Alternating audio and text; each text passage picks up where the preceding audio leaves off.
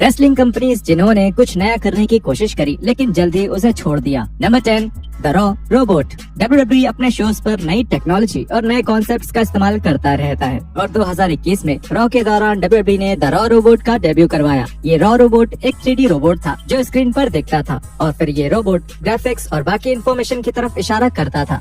ये एक अजीब विजुअल था और इससे शो में कोई खास बदलाव नहीं आ रहा था। फैंस के देखने से पहले ही रोबोट स्क्रीन से हट जाता था और हालांकि 3D ग्राफिक्स का इस्तेमाल अभी भी टीवी पर किया जा रहा है, लेकिन इस रोबोट की बात अब पुरानी हो चुकी है। Number 9, referee cameras.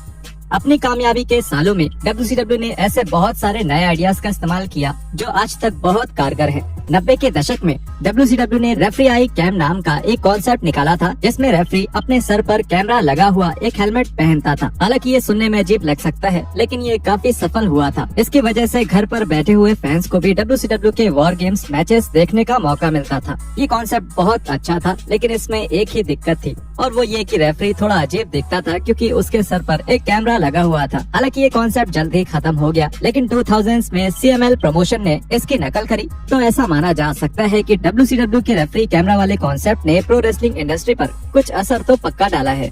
Number 8, the WWE app. एक ऐसा समय भी था जब WWE किसी भी तरह के डिजिटल सोशल एंगेजमेंट पर बहुत निर्भर था। 2012 से 2014 तक WWE को भरोसा था कि उनका WWE ऐप दुनिया का सबसे बेहतरीन ऐप है। उन्होंने ऐप के लिए खास कंटेंट बनाने के लिए बहुत मेहनत करी, जो एक अच्छा मूव था क्योंकि उस समय ऐप टेक्नोलॉजी का एक बहुत बड़ा और नया हिस्सा थे। इसके साथ दिक्कत ये थी कि वो ऐप अच्छे से नहीं चलता था और WWE जिस तरह का डिजिटल कंटेंट बनाती थी वो ज्यादा खास नहीं होता था। वो अक्सर ये दिखाते थे कि रॉ स्मैकडाउन के दौरान कमर्शियल ब्रेक्स में क्या होता था। वैसे तो ये बहुत अच्छा मूव था, लेकिन इससे ये साफ नहीं हो पा रहा था कि ऐसा करने से कंपनी को ज्यादा पैसे कैसे मिलने वाले थे। धीरे धीरे एक्सक्लूसिव कंटेंट के मामले में WWE ऐप पीछे रह गया और हालांकि ये ऐप अभी भी मौजूद है, लेकिन अब वो WWE.com का एक हिस्सा बनकर रह गया है और बस कभी कभी ही इस ऐप पर कुछ एक्सक्लूसिव कंटेंट डाला जाता है।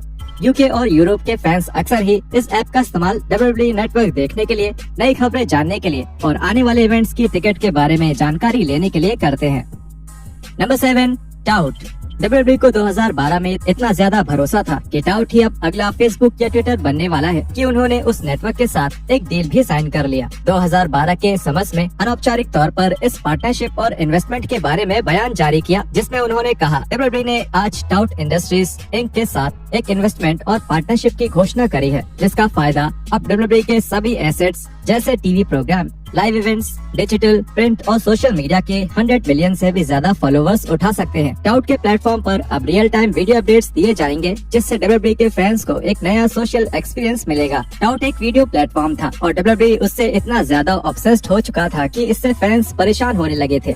WWE अपने रेसलर्स से ऐप के लिए छोटे प्रोमोस बनवाता था और सभी फैंस यही सवाल करते थे कि इन प्रोमोस को ट्विटर या फेसबुक पर क्यों नहीं डाला जाता, जो ज्यादातर लोग पहले से ही इस्तेमाल कर रहे हैं। WWE ने ये पार्टनरशिप 2014 तक कायम रखी, जिसके बाद उन्होंने इस प्लेटफॉर्म पर वीडियोस डालनी बंद कर दिया और इसके साथ ही किसी भी WWE प्रोग्रामिंग पर उनका नाम भी नहीं लिया जाता था। टाउट कंपनी 2019 में हमेशा के लिए बंद हो गई और ऐसी अफवाह है कि WWE ने अपने इस असफल सोशल नेटवर्क में लगभग $5 मिलियन तक की इन्वेस्टमेंट करी थी।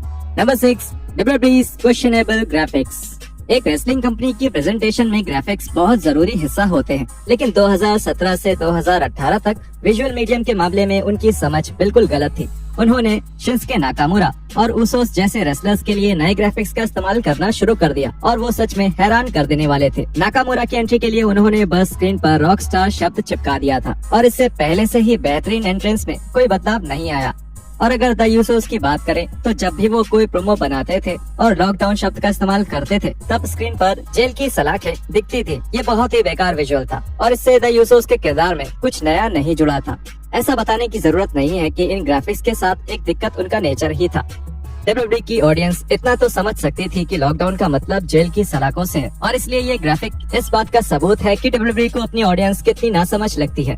अच्छी बात यह थी कि इन ग्राफिक्स का इस्तेमाल ज्यादा समय तक नहीं हुआ और आज भी अक्सर सोशल मीडिया पर WWE के फैंस इन ग्राफिक्स का मजाक बनाते हैं।